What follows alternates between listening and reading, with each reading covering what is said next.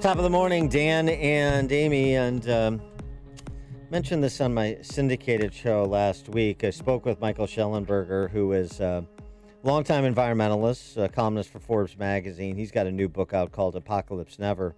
But this was just a remarkable piece that he posted at his website, environmentalprogress.org. On behalf of environmentalists everywhere, I'd like to formally apologize for the climate scare we created over the last 30 years. Really? Climate change is happening. It's just not the end of the world. It's not even our most serious environmental problem. May seem like a strange person. I may seem like a strange person to be saying all this. I've been a climate activist for 20 years and an environmentalist for 30.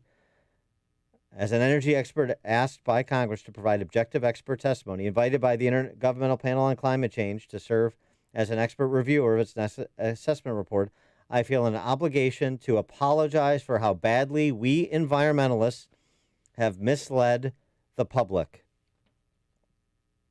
Here are some facts few people know. Humans are not causing a sixth mass extinction. The Amazon is not the lungs of the world. Climate change is not making natural disasters worse. Fires have declined 25% around the world in the last 2 decades. The amount of land we use for meat has declined by an area nearly as large as Alaska. The buildup of wood fuel and more houses near forests, not climate change, explain why there are more and more dangerous fires in Australia and California. Carbon emissions are declining in most rich nations and have been declining in Britain, Germany, and France since the mid-70s. And he goes on from there. There are many other examples. Well,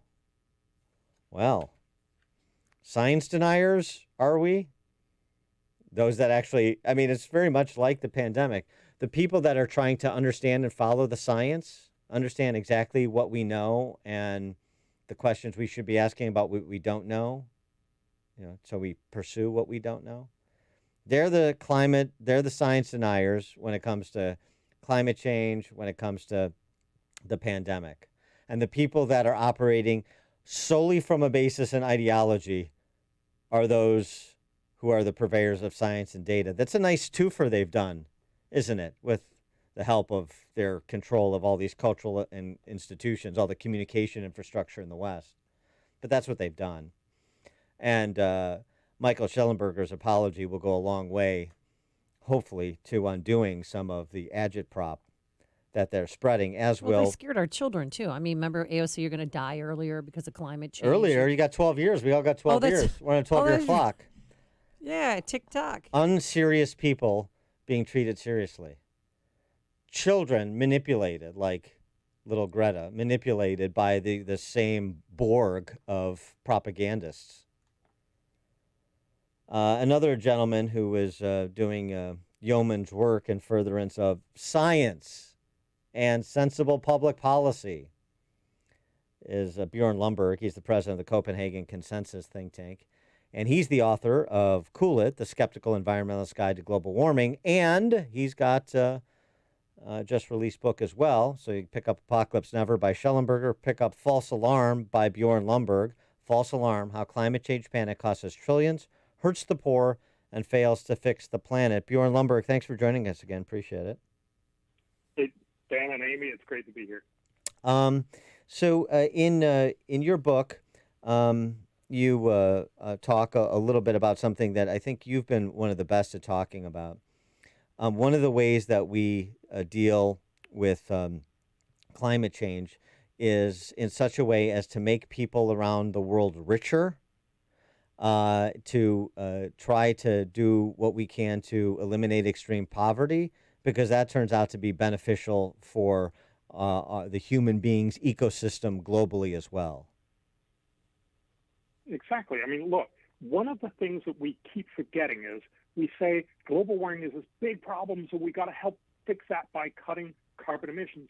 But look, most people are actually threatened by a lot of different natural things like hurricanes, but also by malaria and tuberculosis and bad nutrition and all these other things. Most of them are vulnerable because they're poor. This is both true, especially in the rest of the world, the poor world, but even for poor Americans. They are mostly vulnerable because they are not prosperous. And so we've got to remember, if you actually want to help people, if you want to move the world to a place where it's going to be much better, it is about making these people prosperous. We know how to do that for most of the poor world. It's really just about stopping their kids from dying from easily curable infectious diseases, getting good food, getting better education, these very simple, basic things. And what will happen is, once you get rich, not only will you be a lot less vulnerable to hurricanes and fires and everything else, but you will also be much more environmentally conscious. So the reality here is, let's remember what actually works. And one of the things that really do work is by focusing a lot more on prosperity. Well, and then also, too, though, children are growing up terrified. 6 in 10 American teenagers are now afraid of climate change. And I don't know if you watched the show Big Little Lies, but in it, one of the scenarios was the daughter. She was suicidal and she was hiding in her closet because she was afraid of climate change. Totally. We're seeing this all over the world. Look, even if you ask adults, so YouGov did a survey across 28 countries in the world, they found almost half the world's adult population believes that it's likely global warming will lead to the extinction of the human race. We're no longer talking about a little fringe sense of oh my God, this might be bad. It is overwhelming the end of the world. And that's not what the UN climate panel tells us. As you pointed out, Schellenberger was great in pointing out, look, we have misled you, and I'm sorry, because what the UN climate panel actually tells us is, by the 2070s, so about half a century from now, the net impact of global warming will be somewhere between 0.2 and 2% of our income. So it's going to feel like we will lose 0.2 to 2% of our income. That's a problem, but it's not the end of the world. Remember, by then, the UN expects that each person on the planet will be 2.63 times richer. So what they're basically saying is, instead that we'll be 2.63 times richer, we'll be 2.56 times richer. We'll still be much richer, just slightly less. That is a problem. It is not a catastrophe. You also point out that we have a little real-world example right now, unexpectedly, in a significant reduction of emissions. CO2 emissions declining, expected to decline by 8% in 2020, which is the single biggest year-to-year reduction since World War II, I believe. And so what can we learn from that reduction in carbon emissions? Yeah, and of course, what you're talking about is the fact that Corona has stopped much of the world. So we have, for years, environmentalists have been urging us to, could you drive a little less? Could you fly a little less? Could you turn off your lights and do with a little less? Not only is that a very, very, very hard sell, of course, but also we've just done that. That's what Corona did.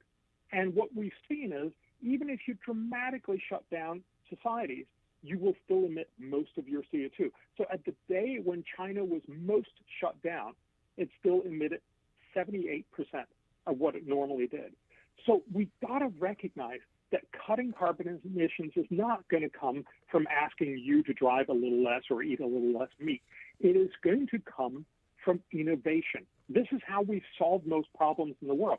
We don't solve them by asking people to say, I'm sorry, could you do with a little less or with a lot less?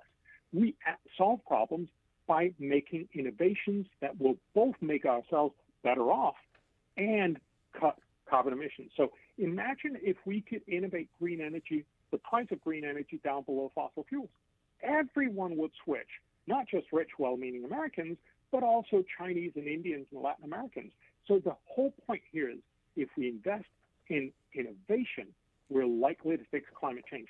And the good news is, not only is it going to be much cheaper than what we're currently doing, it's also going to be more effective, and probably it'll have a lot of throw-off effects. When we develop better batteries for electric cars, we'll also inadvertently make better batteries for our cell phones.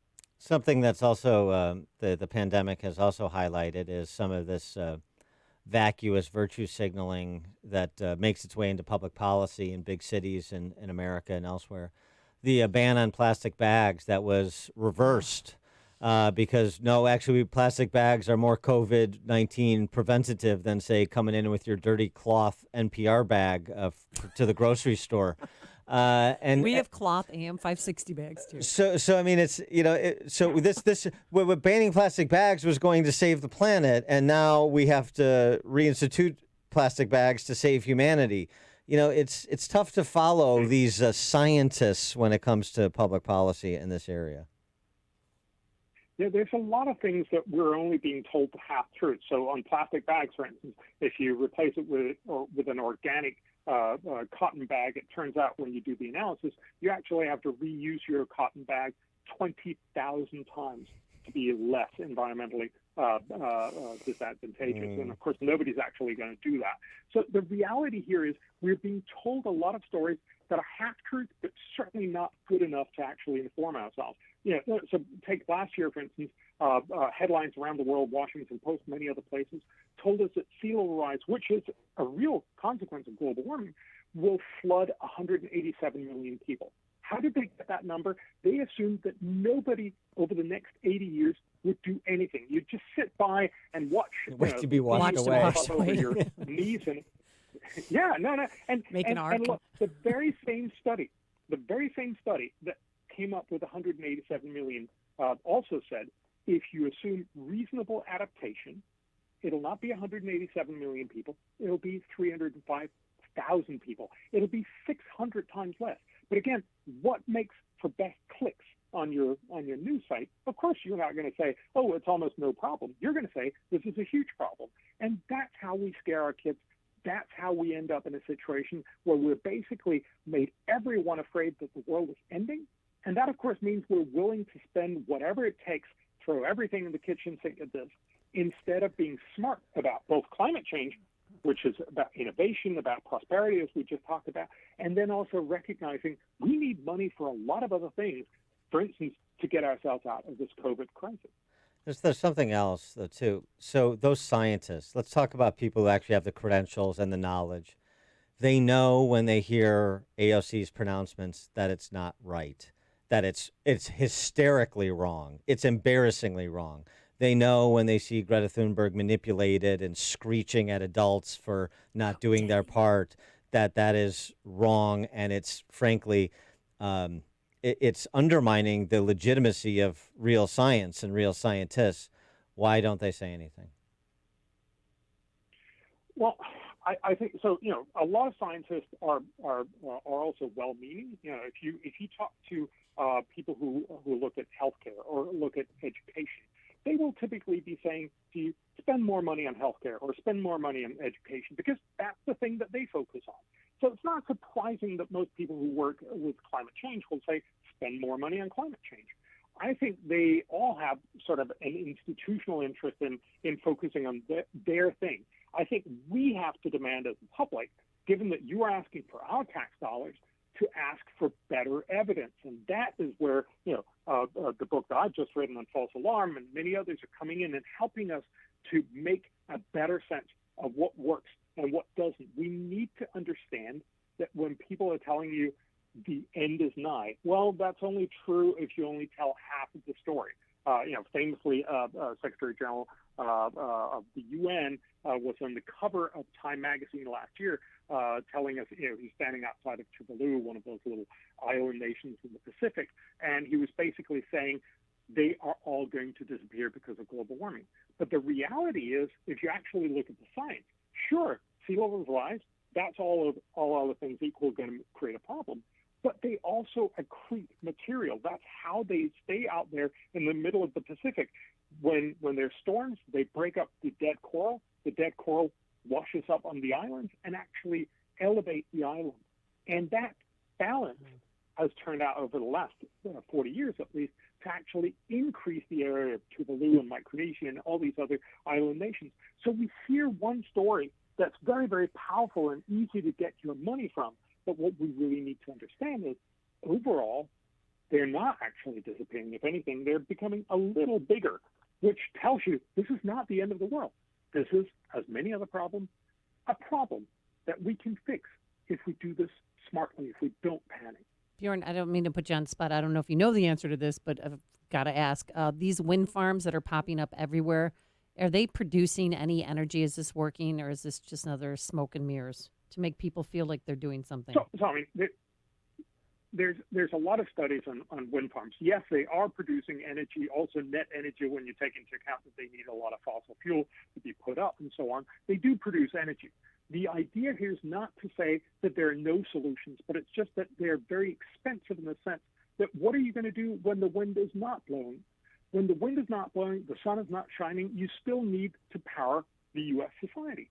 And you can only do that with baseload power. So that's the real challenge here, to say you can obviously sell wind very, very cheaply when the wind is blowing a lot, but it becomes almost infinitely expensive when you don't have that. That's why you basically need the entire backup power system anyway, and that's why wind is not really competitive. Everybody loves to say, oh, it's very cheap when the wind is blowing, but it's incredibly expensive to get wind energy when the wind is not blowing.